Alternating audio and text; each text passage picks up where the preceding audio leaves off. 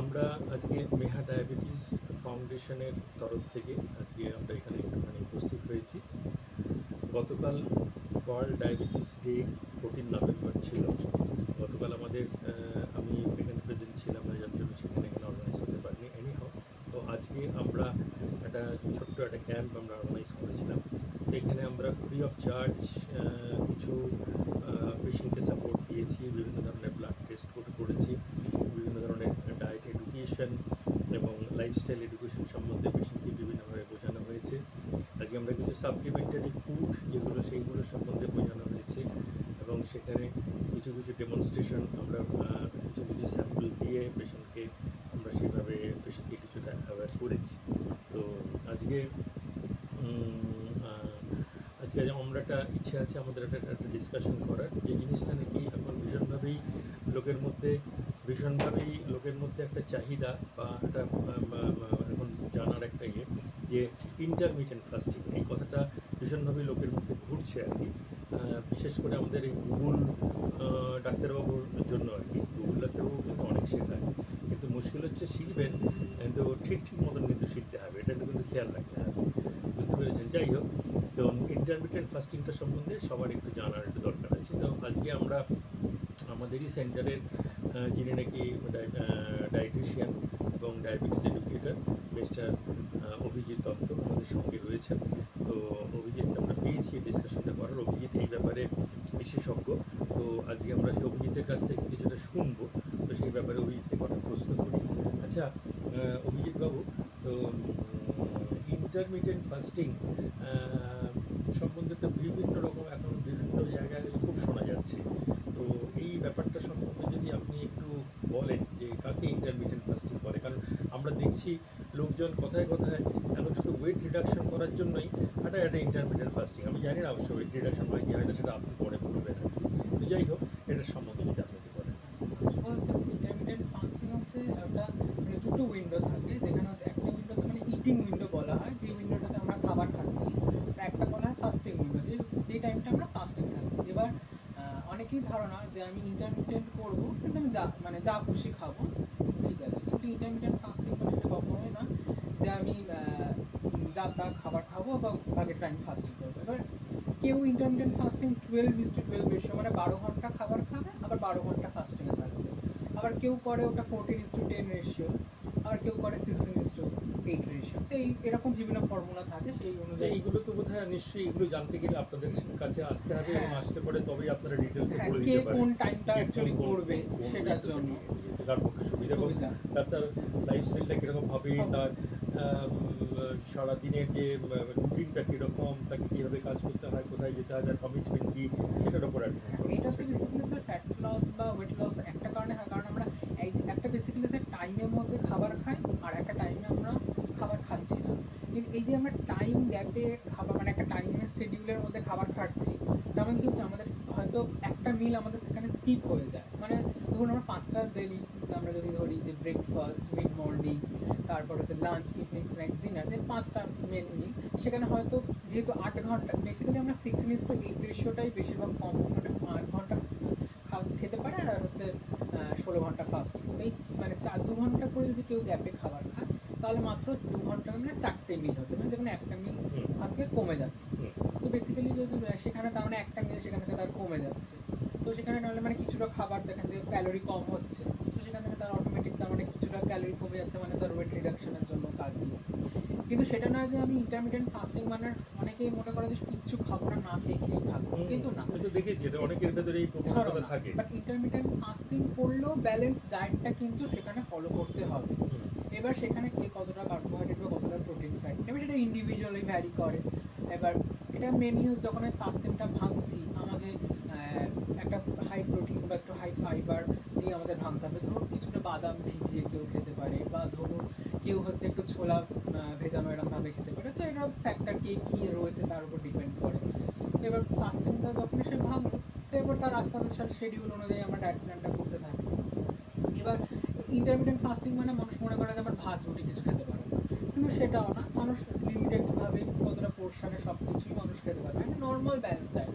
Intermittent fasting কিন্তু এমন কিছু না যেখানে আমাকে অনেক কিছু বাদ বা অনেক কিছু কম করতে আচ্ছা, হবে। আচ্ছা, এটা কি ডায়াবেটিস মানে সুগার কন্ট্রোলের জন্য কি এটা কি খুব হেল্পফুল বলে মনে ডায়াবেটিক, হয়? হ্যাঁ, ডায়াবেটিক পেশেন্টের জন্য হেল্পফুল, কারণ স্যার এটা হচ্ছে আমাদের মেটাবলিজম রেট প্রথমত বুস্ট করছে একটা, কারণ আমরা সবসময় খেতে থাকি, আমাদের গাট মুভমেন্ট মানে সারাক্ষণ শরীর আমাদের কাজ করতেই থাকছে, তাকেও তো একটা রেস্ট দেওয়া দরকার। তো বডি যখন আমাদের গাট মানে আমাদের যখন ইন্টেস্টাইনগুলো একটু রেস্ট পাচ্ছে, তো তারা সেখান থেকে আমাদের বিভিন্ন রকমের আমাদের ইমিউনিটি বুস্টিংয়ে হেল্প করছে, তারপর মেটাবলিজম বাড়াচ্ছে, আবার ইনসুলিন যে সিক্রেশন মানে বারবার মানুষ খেতেই থাকছে, ইনসুলিন ভান্ডারও তো আমরা প্যানক্রিয়াস কত তৈরি করবো, তাই না? তো সেখানেও কিছুটা তাকে রেস্ট দেওয়া ইনসুলিনটাকে হচ্ছে। যেহেতু সেই বিটা সেল যেখান থেকে হ্যাঁ, ইনসুলিনটা তৈরি হয় exactly. সেটাকে রেস্ট দিলে Rest পরে দিচ্ছে। তাহলে পরে ন্যাচারালি সেও কিছুটা রেজুভেনেশন তার হয় এবং হবে। সেখান থেকে তার পরের বারের জন্য সে আরো কিছুটা ন্যাচারালি একটা লোক বিশ্রাম পেলে তবেই না সে তবে না পরে সে ভালো কাজ এনার্জিটা করতে পাবে, পারে, হ্যাঁ। যেন এর বেসিক ব্যাপার, এটা Exactly. কনসেপ্ট, এটাই এটা স্যার, সেলের এটা ক্ষেত্রে একটা তাই। সায়েন্স, এমনি এটা এটা কিন্তু কিছু science। সেরকম কিছুই না। আচ্ছা, এটা কি মনে হয় যে ধরুন এই ব্রেক দিলে পরে ডায়াবেটিস পেশেন্টের ক্ষেত্রে সুগার ফল করে যেতে পারে কি হ্যাঁ, সেরকম এটার কিছু একটা একটা ব্যাপার আছে কি? চান্সেস থাকে। এইটার সম্বন্ধে যদি একটু বলেন।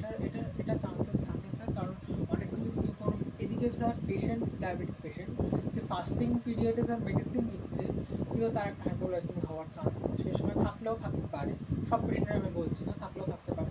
তো সেই জন্য ডায়াবেটিক পেশেন্টরা হয়তো যারা ইন্টারমিডিয়েট ফাস্টিংয়ে আছে সবার আগে দেখতে হবে তার কী মেডিসিন চলছে, তার ইনসুলিন চলছে কিনা সেগুলো দেখতে হবে, কারণ ইনসুলিন চললে অবশ্যই তাকে আমরা ফাস্টিংয়ের পিরিয়ডে আমরা রাখবো না, বা হচ্ছে সে কোন মেডিসিনটা সেই সময় ইনটেক করছে সেটা আমাদের দেখতে হবে, আর সেই অনুযায়ী তার আমরা শিডিউলটা বা তখন আপনারা ঠিক করে দেবেন যে তাকে তাহলে এই পিরিয়ডে তুমি ইন্টারমিডিয়েট না, তাহলে আমি তাকে মেডিসিনটা এই টাইমে দেবো, বা এরকম অল্প কিছু মলিকিউল তাকে অ্যাড করলে আমরা সেইভাবে তখন গাইড আচ্ছা, করতে যখন পারি। নাকি ইন্টারমিডিয়েট ফাস্টিং হবে তখন কি তার সঙ্গে সঙ্গে কোনো ফিজিক্যাল অ্যাক্টিভিটি কিছু রেস্ট্রিকশন করতে হয়? না, অবশ্যই ফিজিক্যাল অ্যাক্টিভিটি রেস্ট্রিকশন নয়, কিন্তু ফিজিক্যাল অ্যাক্টিভিটি করব, মানে অনেকেই মনে করে যে আমি ইন্টারমিডিয়েন্ট ফাস্টিং করছি, বা ডায়েট সেটাকে করছি। বাড়িয়ে দেওয়া সেরকম কিছু ব্যাপার আছে, অ্যাক্টিভিটিটাকে বাড়িয়ে দিতে হবে, তাতে কোনো লাভ হবে, মানে ব্যায়াম করা বা এই ধরনের কিছু? অবশ্যই স্যার, ফিজিক্যাল অ্যাক্টিভিটি সবসময় হেল্পফুল, আমি ইন্টারমিডিয়েন্ট না, তার ফাস্টিং সঙ্গে যদি করছি এটাকে রিলেট করি, যদি ইন্টারমিডিয়েট ফাস্টিং এর সঙ্গে। হ্যাঁ অবশ্যই ইন্টারমিডিয়েন্ট ফাস্টিং যদি কেউ করে, সে যদি ভাবে যে আমি এক্সারসাইজ করবো না, আমার ওয়েট লস হবে, সেটা কখনোই ঠিক নয়। ইন্টারমিডিয়েন্ট ফাস্টিংও যেমন আমার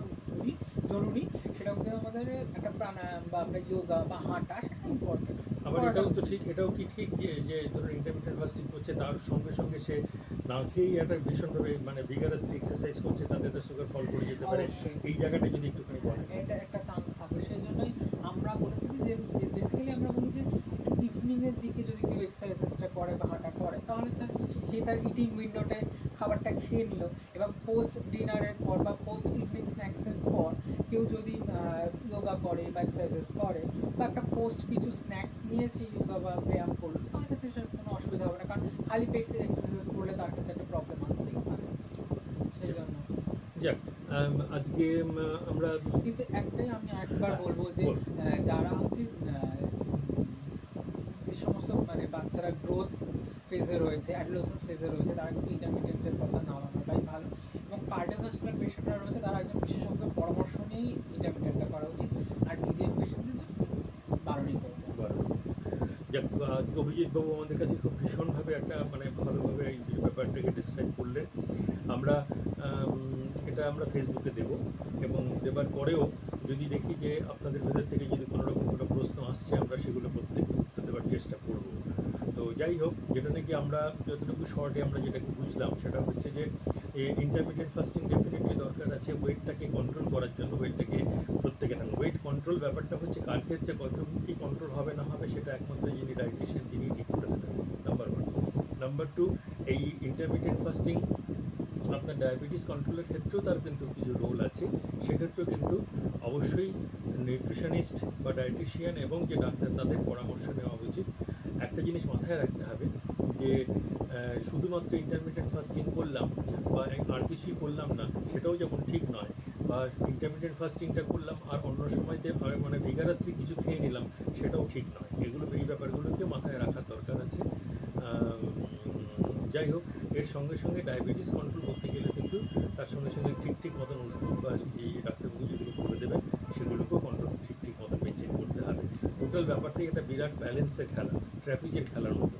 অর্থাৎ আমার লাইফস্টাইল কীরকম হবে, আমার মেডিসিন কী হবে, আমার ডায়েট কী হবে, সেই ডায়েট আমি কী, কোন খাবারটা আমি কখন কীভাবে খাবো, এই সমস্ত ব্যাপারগুলোকে মিলেই কিন্তু তখনই কিন্তু আমাদের এই সুগার কন্ট্রোল বা লাইফস্টাইল মডিফিকেশন বা এই এই আমাদের যে ওয়েট কন্ট্রোল বা যে ওবেসিটি কন্ট্রোল যাই হোক না কেন, এই টোটাল ব্যাপারটা মানে এক কথায় বলতে গেলে মেটাবলিক কন্ট্রোল, এই ব্যাপারটাকে ডেভেলপ করতে গেলে কিন্তু এই টোটাল ব্যাপারটাকে ভীষণ ব্যালেন্স করে চলতে হবে।